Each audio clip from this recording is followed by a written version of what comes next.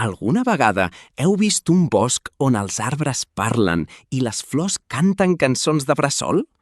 Avui acompanyarem la petita Laia, una nena molt valenta, en una aventura increïble per descobrir el secret més ben guardat. La Laia era una nena molt curiosa, que vivia en una caseta blanca. Sempre portava el seu impermeable groc i un barret blau. Aquell matí de sol va trobar una fulla daurada que brillava com una petita estrella. La fulla va començar a flotar i es va moure cap a l'entrada del bosc. La Laia, amb els ulls ben oberts de sorpresa, va decidir seguir-la. Caminava a poc, trepitjant la molsa suau i escoltant el vent. De sobte, darrere d'un tronc ple de flors liles, va aparèixer en Piu. En Piu era un esquirol molt divertit que portava unes ulleres rodones i una bufanda de llana verda. Semblava que buscava alguna cosa amb pressa. «Hola, Laia!», va dir l'esquirol amb una veueta alegre. «M'ajudes? He perdut el ritme del bosc. Les flors ja no canten i tot està massa silenciós. Sense la música, el bosc perd els seus colors més bonics». La Laia va agafar la mà de l'esquirol i junts van començar a caminar. Van arribar a un camí fet de bolets gegants que brillaven amb colors de l'arc de Sant Martí. Cada vegada que saltaven sobre un, sonava una nota. «Mira, Piu!», va exclamar la Laia rient. «Si saltem junts, fem música!» Però la música no es queda. S'escapa cap a la muntanya dels núvols de cotó. Hem d'anar a veure en Groc, el gegant més silenciós del món. Mentre pujaven, van trobar un riu de xocolata calenta que baixava lentament. A la vora del riu hi havia unes granotes blaves que feien bombulles de sabó amb olor de maduixa.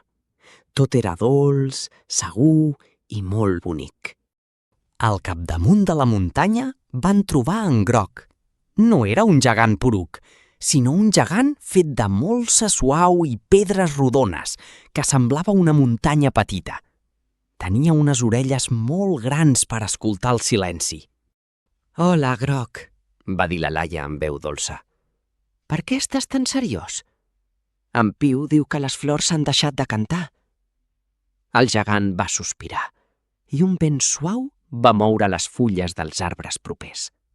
«He perdut la meva campana de plata», va explicar en Groc amb veu profunda com un tambor. «Sense ella no puc donar el senyal perquè el bosc comenci el seu concert de cada tarda. Estic molt trist per això». «No et preocupis, Groc, nosaltres t'ajudarem a trobar-la», va prometre la Laia. Van mirar a tot arreu, sota les pedres, dins de les coves de caramel i darrere dels arbustos de nabius, però la campana no apareixia. De sobte, la Laia va veure una taranyina molt brillant entre dos bedolls. Però no era una taranyina normal. Era una taranyina feta de fils de seda daurada on la Susi, una aranya amb mitjons, estava teixint. «Perdoneu, senyora Susi», va dir la Laia educadament. «Heu vist una campana de plata per aquí?» L'aranya va somriure, es va ajustar les ulleres i va assenyalar cap a un niu de pollets de colors que hi havia a prop. Allà, enmig de la palla suau i les plomes, hi havia la campana de plata. Els pollets l'estaven fent servir com a bressol perquè era molt fresqueta i feia un so molt dolç quan es movien per dormir. La Laia va explicar als pollets que en Groc necessitava la campana. Els pollets, que eren molt generosos, la van cedir de seguida i van començar a piular feliços. En Piu la va agafar amb molta cura. Van córrer de tornada cap al gegant Groc. Quan la va veure, els seus ulls de pedra van brillar d'alegria. Va agafar la campana amb les puntes dels dits i la va sacsejar molt suau per no fer soroll fort. Ding, dong, ding! El so de la campana era el més bonic que la Laia havia sentit mai. De sobte, les flors van obrir els seus pètals i van començar a cantar una melodia plena d'alegria i de pau. Els arbres movien les branques com si estiguessin ballant i les papallones creaven dibuixos de llum a l'aire. El bosc tornava a ser un lloc ple de màgia i colors vibrants gràcies a l'ajuda de tots els amics. «Quin és el secret del bosc, Groc?», va preguntar la Laia mentre s'asseia sobre una arrel còmoda.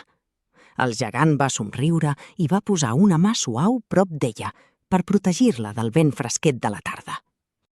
El secret, va xiuxiujar en Groc, és que la màgia només funciona quan ens ajudem els uns als altres. Si treballem junts, com heu fet tu i en Piu, tot el món es torna un lloc ple de música i felicitat. La Laia es va sentir molt feliç. Havia après que ser petita no impedia fer coses grans i que la bondat era la clau de tot. En Piu li va regalar una nou daurada com a record de la seva aventura. Era hora de tornar a casa. El sol començava a amagar-se darrere les muntanyes, pintant el cel de color taronja i rosa. En Groc i en Piu van acompanyar la Laia fins a la sortida del bosc màgic. Quan va arribar a la seva caseta, la Laia va mirar enrere i va veure que el bosc brillava amb una llum especial. Sabia que sempre que necessités un amic o una cançó, el bosc l'estaria esperant amb els braços oberts. Aquella nit, la Laia va dormir molt bé, somiant amb gegants de molsa i esquirols amb bufanda. I així, el secret del bosc es va quedar guardat al seu cor per sempre més. Bona nit a tots els nens i nenes.